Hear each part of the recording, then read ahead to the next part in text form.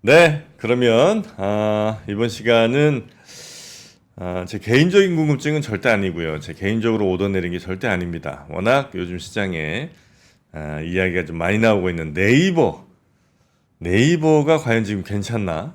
네이버 괜찮나? 이거 어떻게 되는 건가? 이런 궁금증들 얼마 전에 또 라인 사태 등등도 있었고요.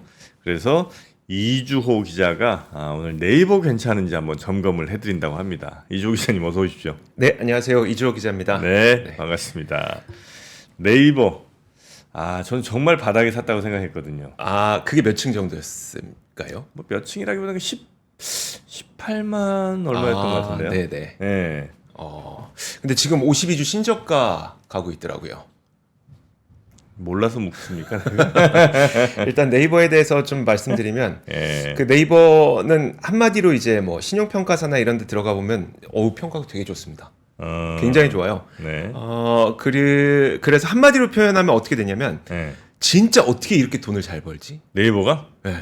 그래요? 엄청 잘 법니다. 그리고 또 만약에 돈 필요할 때 좀 여유 자금 있나 싶으면 여유 자금도 왜 이렇게 많지? 근데 뭐가 문제지라고 따져보면 네.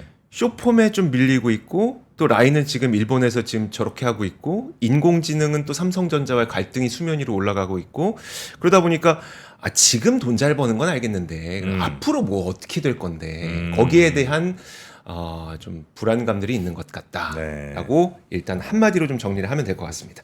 제가 이제 가끔 이제 검색을 막 해보지 않습니까? 네. 이제 다른 건 뭐 네이버에서 뭐 핸드폰 혹은 뭐 네이버에서 뭐 아이코스 뭐 등등등 막 검색하면 무조건 맨 위로 네. 쿠팡 뭐 핸드폰, 쿠팡 뭐 아이폰 뭐 이렇게 쭉 나온단 말이에요. 뜨죠. 광고 블록이 먼저 뜨죠. 있잖아요. 네. 네이버에서 네이버 검색하면 쿠팡 네이버 이렇게 나오나 궁금해갖고 해봤어요. 네. 근데 지네 회사라 그런가? 지네라면 좀 그렇죠. 네이버 자사라 그런가? 네이버에는 네이버 홈페이지가 제일 먼저 뜨더라고요. 나 이거 좀 약간 그래요? 불공평한 거 아닌가 하는 생각을 잠깐 했습니다. 네, 알겠습니다. 일단 돈을 얼마나 잘 버는지부터 먼저 알겠습니다. 말씀을 드리도록 하겠습니다. 지난 1분기 실적으로 대표적으로 그냥 보시죠. 자, 보시면은 뭐 얼마를 벌었는지 이런 것도 중요하겠지만 지금 보면 그 가장 매출 중에 거의 60%를 차지하는 게 서치 플랫폼 이게 검색 광고입니다. 검색 광고 그리고 커머스가 네이버 쇼핑. 그러니까 광고랑 쇼핑으로 매출의 거의 60%를 벌고 있고 그 가장 돈 잘 버는 곳의 그러니까 영업이익률은 31%입니다. 31%. 매출의 31%가 순이익, 그러니까 영업이익인 거예요. 그래서 뭐 여기서 번 돈을 갖고 지금 앞으로 성장할 것으로 우리가 기대하고 있는 콘텐츠, 웹툰 같은 거, 그 다음에 인공지능 클라우드, 여기에 투자를 해서 우리는 나중에 더 큰 돈 벌 거야라고 하는 비즈니스 구조를 가진 게 네이버입니다. 그러면은 되게 아름다운 거 아닙니까? 그러니까 지금 돈 잘 버는 거 있고, 그 다음에 앞으로 성장할 거에다 우리는 투자하고 있기 때문에 요거 나중에 성공하면 우리는 더 큰 돈 벌 수 있고. 되게 바람직한 모습인 것 같은데 이익률이 30%가 넘어요? 메인 핵심은 30%가 넘습니다. 그래요? 네. 그리고 핀테크도 아시죠? 그러니까 우리가 엔페이를 옛날에는 네이버 안에서만 결제했는데 요즘에는 이제 그 삼성페이 쓰시는 분도 엔페이랑 연결해서 쓰시거든요. 맞아요. 뭐 편의점에서 되고. 그러니까 이걸로 엔페이도 지금 이익이 잘 나고 있는 뭐 아주 크진 않지만 6.7%의 이익률을 보여주고 있습니다. 제가 그래서 대표적으로 그러면 이제 현재까지 지금 현금 창출력 좋다. 요걸 말씀드린 거고. 그러면 얼마나 돈이 많은지, 그러니까 남는 돈은 얼마나 많은지 그것도 한번 사례를 좀 말씀드리도록 하겠습니다.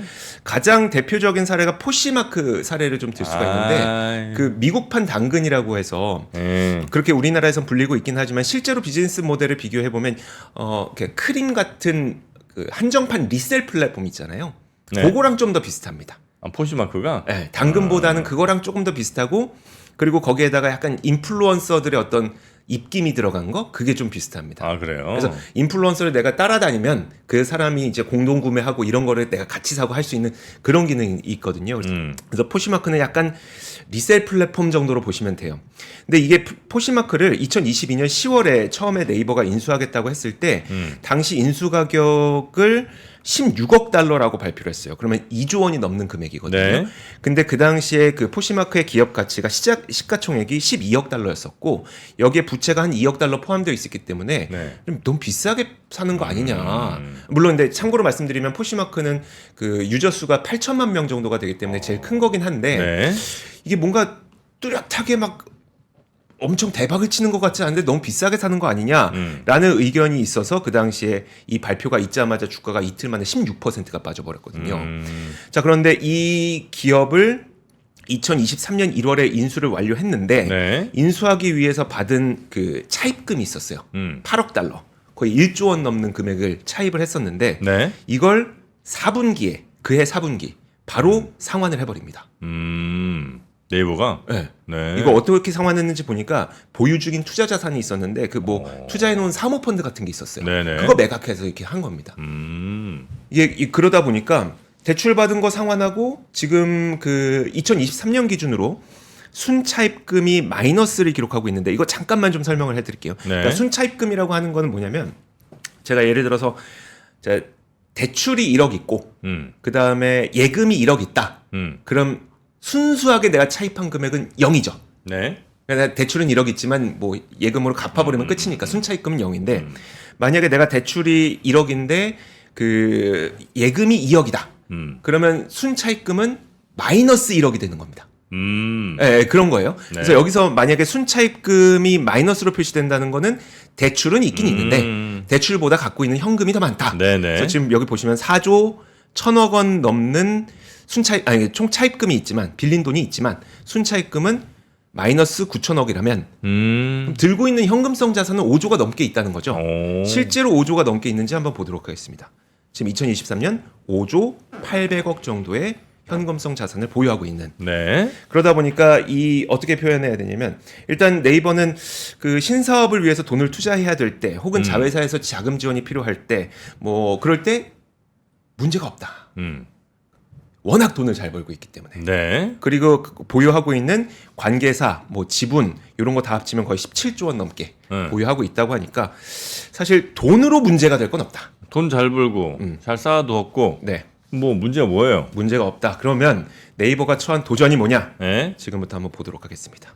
자, 화면 함께 보여주시죠. 예. 제가 몇 가지를 한번 딱 포인트를 짚어봤어요. 첫 번째로 가장 핵심이라고 할 수 있는 광고와 쇼핑. 이게 가장 핵심이잖아요. 광고 시장은 지금 가파른 성장을 하기 힘들다는 겁니다. 그리고 쇼핑도 지금 우리나라에서 쇼핑을 하고 있는데 대부분 포화 상태죠. 그거 이따가 좀 더 자세하게 보여드리겠습니다. 그리고 사실 쇼핑을 하든 광고를 하든 네이버 앱에 많이 들어와 있어야 되는데 네. 쇼폼의 앱 사용량이 조금씩 좀 밀리고 있어요. 네이버가. 네. 그럼 어쨌든 플랫폼이라고 하는 거는 우리가 시장 보면 사람이 많아야 뭐 일어나는 거기 때문에 그렇죠, 그렇죠. 플랫폼도 사람이 많이 머물러 있고 많이 모여야 되는데 이게 그렇죠. 쇼폼 때문에 좀 타격을 받고 있고요. 라인 야후 사태 뭐 너무나도 잘 알려져 있죠. 그리고 마하 원칩 이것도 삼성전자와의 갈등이 좀 부각이 되고 있습니다. 네. 그 부분 하나씩 다 말씀드릴게요. 자, 일단 그 네이버가 처한 도전 그 광고부터 한번 말씀드릴게요. 광고는 그냥 간단합니다. 한국방송진흥공사가 올해 국내 총 광고비가 어느 정도 성장할 건지 보니까 2.7% 성장한답니다. 네. 그럼 광고 시장이 굉장한 캐시커우인 건 맞지만 안정적으로 돈을 벌 수 있는 거지 이걸로 큰 성장을 이루기는 좀 어려운 사업부라는 거죠. 다음으로 쇼핑 한번 보도록 하겠습니다. 쇼핑 시장이 얼마나 포화되어 있는지 보여드릴게요. 자, 2022년 기준이기 때문에 여기는 알리테 뭐 이런 것들 빠져 있습니다만 네. 2022년 기준으로 공정위에서는 쿠팡이 24% 시장 점유율, 네이버가 23, 그다음에 뭐 쓱닷컴과 지마켓이 12 이렇게 꽉 차 있습니다. 꽉 차 네. 있어요. 그러면 최근에 네이버가 그 지난 3월인가요? 4월이었죠. 그 도착 보장 서비스를 강화한다고 발표했거든요. 그래서 생필품, 그다음에 어린이 제품, 네. 뭐 그리고 신선식품 이런 것들을 도착 배송, 일요 배송 한다고 했어요. 딱 보면 어떤 느낌이 드십니까? 무슨 느낌 들어? 쿠팡을 견제하려는, 그러니까 쿠팡에서 고객 뺏어오겠다. 네네. 라는 걸로 보이죠. 네. 이걸 달리 말하자면 뭐냐면 지금은 없는 시장을 새롭게 개척해서 크게 성장할 수 있는 그런 쇼핑 시장은 아니고 상대가 갖고 있는 거 뺏어와야 된다. 뺏어와야 되는 그런 시장이라는 겁니다. 결국은 쇼핑도 마찬가지로 돈을 굉장히 잘 벌지만 네. 요거는 크게 성장할 수 있는 건 아니고 그런 거란 얘기죠. 대신에 그 성장하는 시장은 또 따로 있긴 해요. 그러니까 리셀 시장 되게 빠르게 성장하고 있습니다. 네. 저도 얼마 전에 이제 리셀을 통해서 운동화 하나 구매를 했는데 아, 그래요? 네. 남이 신던 거? 이게 리셀이 요즘 리셀이 남이 신던 리셀이 아닙니다. 그럼 뭐예요? 구매를 재테크죠. 명품 테크 같은 거예요.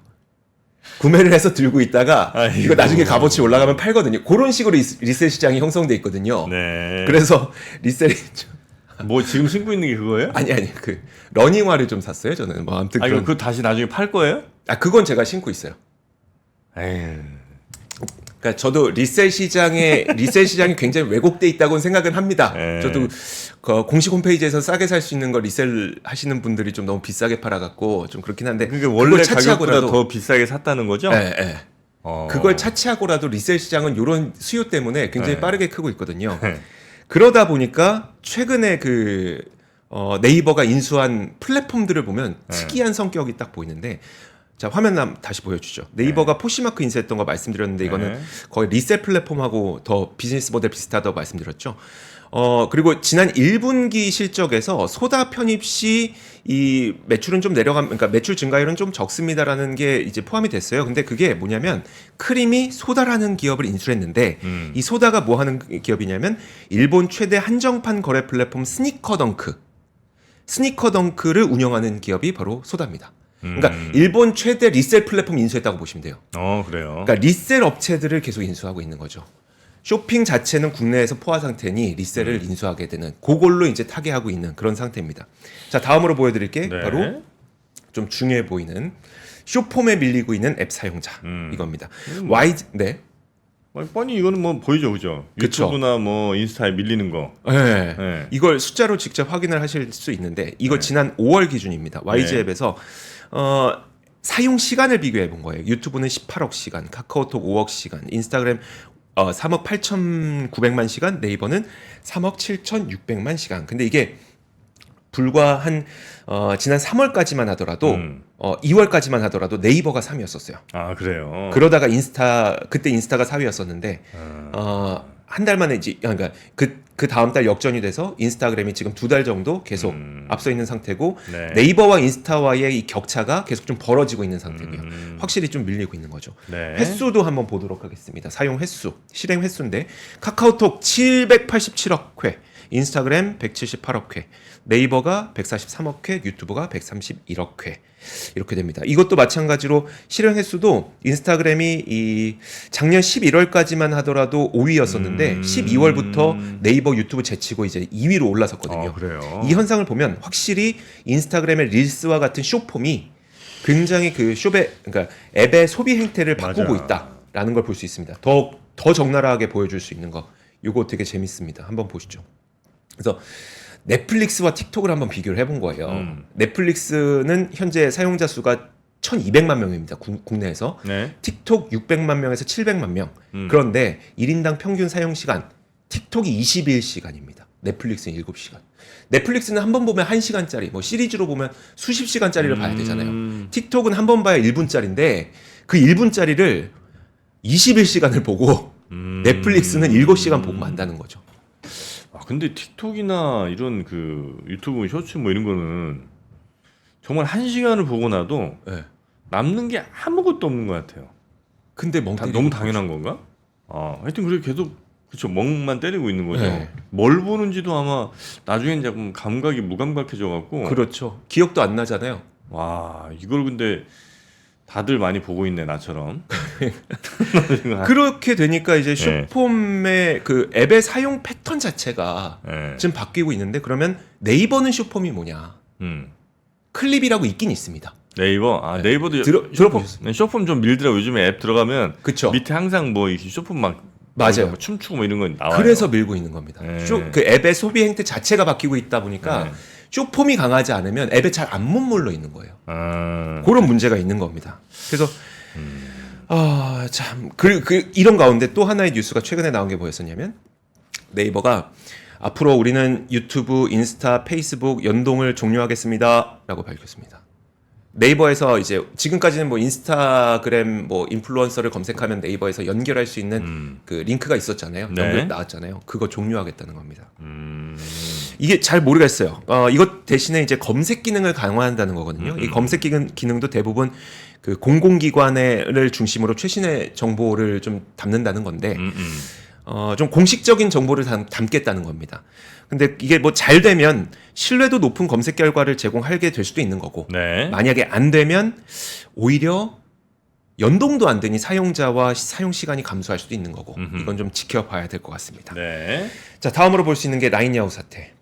자, 라인야후 사태는 일단 이거부터 설명을 드리는 게 좋을 것 같습니다. 이미 라인야후의 이제 라인의 경우에는 실적 자체가 완전히 네이버와 분리가 됐었습니다. 네. 그러니까 라인야후가 되면서 그래서 최수연 대표가 최근 지난 1분기 실적 발표 컨퍼런스 콜에서도 네. 어떤 타격이 있을 것 같습니까?라고 물어봤더니 인프라 매출 정도의 변화만 있을 것 같아요라고 얘기를 했거든요. 그 이유가 실적 자체는 아예 분리가 되어 있고 라인에서 사용하고 있는 정보 같은 거 있잖아요. 그거를 이제 네이버 클라우드에서 외부 기업이 그냥 의뢰하듯이 받아서 돈 받고 이제 클라우드 서비스를 해주고 있었거든요. 그러니까 이 사태를 어떻게 하겠다는 입장이 네이버가 나왔어요? 아니 안 나왔어요. 왜 얘기를 안 하지? 지금은 네. 이게 좀 얘기할 수 없는 상황. 정부와 정부 간의 입장도 있기 때문에 아직 결론이 나기 전까지는 얘기할 수가 없는 상태. 그래서 이제 얘기를 못 하고 있는. 정리되기 전까지는 굉장히 말을 안 하고 있는 상태입니다. 네. 자, 어쨌든 그래서 결국 그거 말씀을 드리고 싶은 거예요. 라인과 네이버는 이미 분리가 되어 있었다.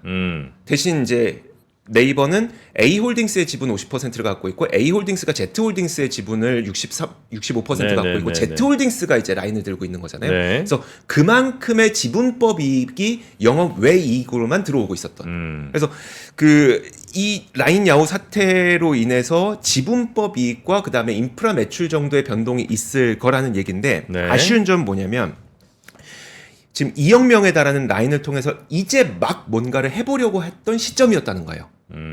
최소연 대표가 또 컴프콜에서 무슨 얘기를 했었냐면 라인야후에 대해서는 주주와 기술적인 파트너로서의 입장이었고 긴밀한 사업적 협력은 아직 이루어지지 않은 상태였습니다. 라고 이게 지난 1분기 컨콜입니다. 네. 그래서 이게 무슨 얘기인지 제가 한번 보니까 요거 한번 화면 보여드릴게요. 야후 재팬에 제가 어제 캡처한 건데 야후 재팬 홈페이지 이렇게 생겼습니다. 근데 여기 검색창 있죠. 네. 이 검색 엔진 누구 거 쓸까요? 네이버 거예요? 네이버 걸 안 쓰고 있습니다. 구글 쓰고 있습니다. 네. 근데 그러다 보니까 야후 재팬이 구글에게 매년 수백억 원의 기술 사용료를 내고 있었던 거예요. 그래요? 근데 네이버를 등에 업고 있는 라인이라는 합작사가 있는데 그래서 작년에 이것도 기사도 한번 보여주시죠. 작년에 네이버 검색 엔진이 야후 재팬 테스트를 통과했습니다. 그러면 이제 야후 재팬의 검색 엔진을 네이버 걸 쓸 수도 있게 되는 네. 그런 상황인 거죠. 이게 됐다면 아직 초기 단계였기 때문에 아무것도 얘기할 수 없지만 우리가 상상을 해보자면 그러면 기술료를 우리가 받을 수 있는 거고, 네. 그러니까 네이버가 받을 수 있는 거예요. 아니 라인이 받겠죠. 네. 네이버가 받겠죠. 네이버가 받을 수 있는 거고. 만약에 여기서 이제 우리 광고를 붙이는, 그러니까 검색 엔진을 붙이는 이유가 거기서 나오는 광고로 광고료를 받기 위해서잖아요. 네. 그럼 광고료도 쉐어할 수 있는 거고 다양한 형태의 비즈니스 모델을 좀 만들 수가 있었는데 이게 이제 작년에 시도를 하려고 했었지만 그러지 못했었다는 거죠. 이제 막 시작하려고 했는데 한순간에 딱 무너져 버리게 된 거죠. 근데 여기에다가 이제 또 더한 게 만약에 검색 엔진이 들어가게 되면 그 다음에는 뭐 인공지능도 혹시 같이 할 수 있지 않을까 이런 기대감도 있었던 거거든요. 단순 기대감 뿐이지만 이제 막 시작해 보려고 했는데 그게 잘 안 됐다. 네. 그래서 제가 그냥 재미삼아 한번 이거 그림 만들어 봤는데 만약에 네이버 검색 엔진이 탑재됐다면 우리가 이런 모양을 기대할 수 있었을까? 그냥 아하, 이런 거 할 시간에 다른 거 하라고 내가 그렇게 얘기를 했는데. 네. 그리고 자, 장난입니다. 이건 네. 상상도입니다. 상상. 마하칩. 네, 마원. 네. 이게 삼성전자와 인공지능 관련해서 좀 갈등이 수면 위로 올라오고 있다는 이야기들이 좀 있어요. 그러니까 뭐냐면 엔비디아 GPU는 감당하기 어려울 만큼 비싸고 큰 돈 주고 산다고 하더라도 워낙 전력 사용량이 많아서 운영 비용이 감당이 안 되잖아요. 네. 그러다 보니까 사실 네이버는 네이버는 굉장히 일찌감치부터 인공지능을 해왔었잖아요. GPT 자체를. 그러다 보니까 엔비디아로 인해서 GPU 가격이 얼마나 비싼지 그리고 운영 비용이 얼마나 비싼지를 옛날부터 뼈저리게 느끼고 있었습니다. 우리가 인공지능을 알기 전 때부터. 네. 그러다 보니까 사실 이건 공공연한 이야기인데 마하원이라는 인공지능 전용 반도체를 만들자. 전력 사용량 좀 적고 그다음에 그렇게 비싸지 않고 이 효율 좋고 요거를 만들자고 제안을 한 게 네이버라고 업계 계시는 분들은 공공연히 이야기를 해요. 그러니까 네이버가 삼성에 제안했다. 네, 이거 만듭시다. 만듭시다. 예. 네이버는 오래전부터 알았으니까. 네. 근데 최근에 갑자기 어떤 일이 발생했냐면 지난 그 3월 삼성전자 주주총회에서 경계현 전 DS 부문장이 갑자기 주주총회에서 느닷없이 화면 보여주세요. 마하1 기술 검증이 완료됐고 올해 연말이면 마하1을 만들어서 내년 연초면 AI 가속기 볼 수 있을 겁니다. 라고 발표를 합니다. 이게 네이버는 패싱이죠. 네이버가 패싱됐죠. 이게 사실 그냥 서운한 왜 우리가 제안해서 시작한 거? 그 심지어 여기 프로젝트에 참여했던 엔지니어 가운데 네. 네이버의 엔지니어가 인원수가 더 많았다고 합니다. 아 그래요. 그럼 이걸 이래도 되나 싶은 것도 있고 네. 그 다음에 또 한 가지가 사실 마하1이 마하1이지 앞으로 마하2, 마하3, 마하4 이렇게 계속 나가야 될 거 아니에요. 네. 거기서 사업적으로 소외되는 건가? 에 대한 불안감 이런 것들도 있는 거죠. 사실 인공지능 자체가 문제라는 건 아니에요. 왜냐하면 지금 네이버의 인공지능은 진짜 전 세계를 종횡무진하고 있거든요. 얼마 전에 그 작년 10월에 사우디 정부의 디지털 트윈 구축 사업 수주했고요. 올해 4월에는 사우디 아람코의 자회사인 아람코 디지털과 아라버의 초거대 언어 모델 이 기반의 소버린 AI를 만드는데 협력하기로 했습니다. 네. 요즘은 가장 최신 트렌드가 소버린 AI거든요. 아 그래요. 그러니까 뭐냐면 AI를 우리가 하긴 해야 되겠는데 예를 들어 우리나라가 AI LLM이 없어요. 네. 근데 그 예를 들어서 우리가 우리나라의 뭐 정보를 학습시키기 위해서 LLM을 이용해야 돼요. 그럼 오픈 AI에게 우리나라의 국가 보안 기밀들을 다 갖다 줘요. 아 찝찝한데. 그래서 소버린 AI. 우리나라 안에 LLM이 있어야 된다라고 하는 소버린 AI가 요즘 최신 트렌드. 소버린은 각 나라별로 각 언어별로 다 이렇게 해줘요. 번역을 해서. LLM을 구축하자는 게 소버린 AI의 어떤 취지인 거고요. 네. 그럼 그걸 해줄 수 있는 기업이 누구냐는 거죠. 삼성전자예요? 아니 네이버죠. 아 네이버예요? 네이버는 이제 본인들이 LLM을 본인들이 갖고 있는 거를 이제 제공하는 것이 아니라 LLM 모델을 제공합니다. 우리는 모델을 제공할 테니 거기에 너희 정보를 넣으세요. 그래서 LLM을 구축할 수 있는 국가가 그렇게 많지 않습니다. 그렇겠죠. 네, 지금도 5개밖에 없으니까 미국, 네, 중국, 네, 네. 한국, 영국, 이스라엘 뭐 이 정도 되니까. 그래서 LLM을 구축하기 어려움 지금 그러면 수백 개의 그 나머지 국가들 그런 국가들은 어쩌면 네이버를 찾을 수도 있는 거니까요. 그래서 인공지능 자체가 문제라는 건 아니지만 인공지능이라고 하는 거는 아직까지는 뭐 네이버도 그렇고 사실 마이크로소프트도 엔비디아의 거의 시총 따라잡힌 거 보면 네. 마이크로소프트가 인공지능 최강이라고는 하지만 아직은 인공지능은 서비스를 제공하고 있지 못하기 때문에 결국 비용 부서라는 거잖아요. 실적 측면에 있어서 네이버에서 인공지능은 아직은 비용 부서인 거 분명하고 네. 정리해드리면 돈은 진짜 많고 돈 정말 잘 벌고 하지만 쇼폼으로 앱의 형태가 바뀌고 있는데 이 시장에 대응하지 못했고 일본에서 막 본격적으로 이제 사업 시작 그러니까 본격적인 비즈니스 모델 만들려고 했는데 갑자기 네. 가로막혔고 AI 가속기는 네이버에서 제안해서 시작했는데 지금 뭔가 분위기 묘하고 이런 상태가 네이버의 지금 현재라고 보시면 될 것 같습니다. 좋은데요. 네이버 괜찮나 하는 궁금증 이런 것들 완벽하게 이주호 기자께서 예, 해결을 해주신 것 같습니다. 네. 네이버 그래서 난 주식 어떻게 저는 팔아? 어떻게 손절해? 되게 제가 주식에 대해서는 얘기를 할 수가 없겠네요. 그래요. 예. 제가 알아서 잘 판단해 보도록 하겠습니다. 자주 말씀드리는 거 있잖아요. 취재는 잘하는데 투자를 못하는 게 기자들이다.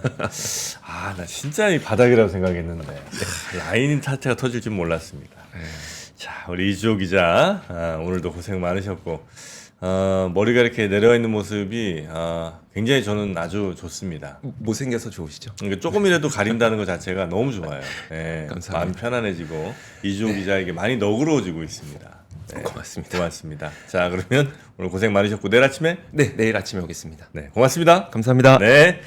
박근영, 이선영, 서경인, 염승환 투자 마스터들의 세심한 케어로 건강한 투자 습관을 만드세요.